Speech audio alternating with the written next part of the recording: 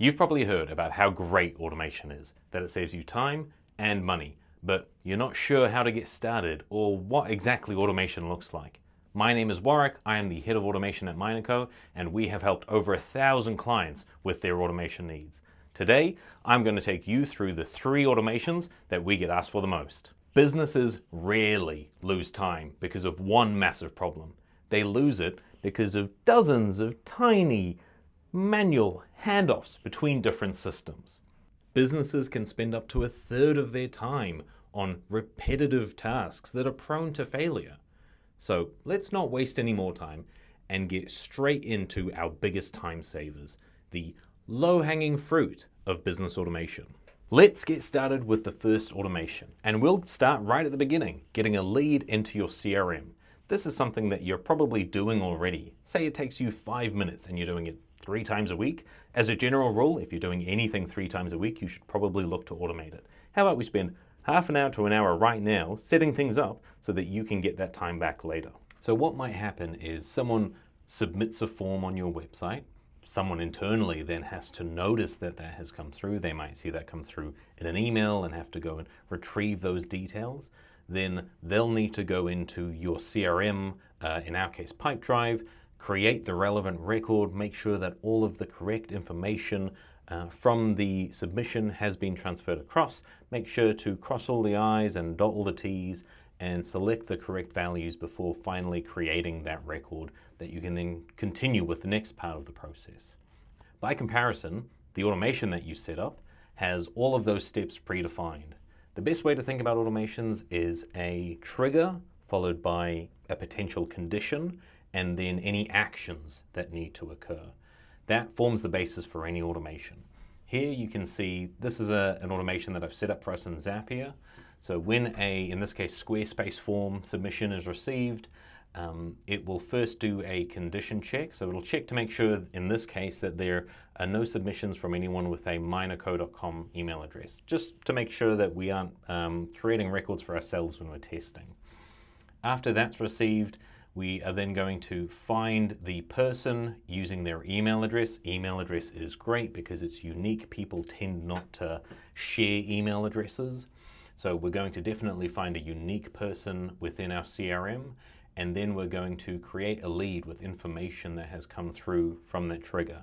Now, you'll see in here that we have some values that look like they're always going to be the same, like John Smith. Those are going to be dynamic. So whenever a new submission is received, it's going to use the information from that submission to follow through on these later actions. So we're always going to have a person record and lead record created that is accurate with up-to-date information. And to give you an idea of how quickly this will run by comparison, I'll hit test run over here and test run again, and you'll see that it is relatively quickly going to run through all of these steps, and suddenly your person record is created or found and a lead record is created, and just like that, it's done in the background. While I'm doing other things, this is ticking away for me. By the way, if you want this done for you and don't want to spend any time learning any of these tools, then check the description box and reach out to us, because we'll be happy to help you get set up. So what sort of outcome can you expect to see from an automation like this? Well, faster follow-up, for one, a cleaner pipeline, and less mental load. I'm hoping that through seeing an example like this, you'll realize the true value of automation. You'll start to identify new ones, and once you've set up your first automation, you'll immediately start to claim your time back. So next is invoice generation. This is one of my favorites because you do all the hard work to win the client and deliver the work. Then the last step, the step that gets you paid, is often the one that slows everything down. Manually, it can mean opening your invoice tool, building the invoice, checking line items, setting payment terms, and finally sending it. But with the right automation, that process can start from a trigger. Say a deal reaches a certain stage, a project is marked complete, or a payment milestone comes due. From there, the system can generate the draft invoice, pull through the client data, set the right split, maybe half up front and half on completion, and tee it up exactly how you work. Now, here we have a relatively basic invoice automation. When a deal is marked as won, We check to make sure that the value is more than 0, meaning it actually requires an invoice. We get details of the person so we can put that into our invoicing software, in this case QuickBooks Online. It could be any invoicing software, it could be any CRM, it could be any automation platform.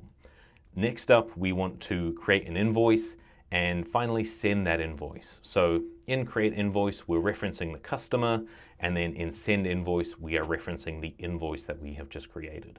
Now, as I said, this is relatively simple, not a lot of complexity going on here, but what if you did have some complexity? Let's have a look at what that could look like. Over here, I have some additional steps. So after we find or create the customer, we're then determining, is this a simple invoice? And in here, we would have rules that reference some of this trigger data. So if the deal has this in a particular field, or maybe it has this kind of label, or this product is present on the deal, then we want to create a simple invoice. So we're just going to create one invoice with a line item. Maybe that line item is something that's coming from the deal as well. Maybe it's something that's just hard-coded. And then we're going to send that invoice. But what if, say, we had a multi-stage invoice? So some up front, some partway through. Then we could create 2 invoices. Create the first one, send it, and then create the second one. Maybe we're going to do a manual send later on, further down the line. We could also create another step over here that is schedule a activity, in this case in Pipedrive, for 3 months' time to go and review that invoice and send it off manually. But here's another one where this is a complex invoice. Maybe it's mapping certain values coming through from that deal, creating 3 separate invoices, and then maybe a manual review step to go in and have a look at what that looks like before sending it off manually. So the world is your oyster when it comes to just how complex you want this to be. Sometimes it can get a little bit confusing if you're a first timer in a tool like this, like Zapier, NetN, Make.com. But that's where we come in handy, because we can get in there and get stuck in and do it the first time for you the right way. The third automation is a great reminder that not every automation has to look flashy to be valuable.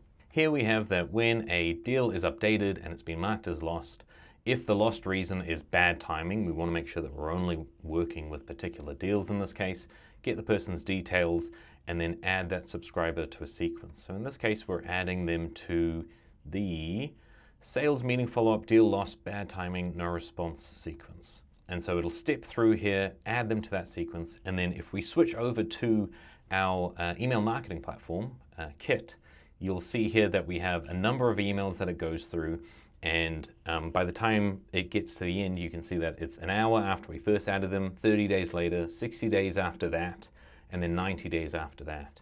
So they are consistently getting these emails that are keeping us top of mind, and what we would probably also do is add in another step here to add them to the broader mailing list as well, so that they are getting the occasional emails that we're sending out as a part of our newsletter, and are also then getting this specific email as well as any other specific emails. We might have multiple sequences that we add someone to, or very granular sequences as well, where it is this person reached out about this product in particular and they didn't want to proceed for this reason in particular, that you can have all of these various sequences that just by marking the deal as lost, saying they're not ready to go right now, and choosing the correct reason, they can go down the perfect path or the perfect sequence for you that will likely result in them coming back when the time is right. I think that these are 3 of the best low-hanging fruit automations that a business could look to implement. They're all things that you have to do anyway, and they're not necessarily flashy, but they're going to save you time in the long run, and ultimately probably mean that you have better interactions with your clients. We often see businesses put in so much effort to try and get clients on board, only to fumble in some of these small handovers that need to take place anyway.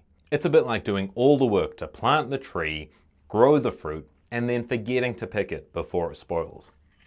Thanks so much for watching this video. Make sure to leave a like and subscribe to the channel. It really helps, and I'll see you in the next one.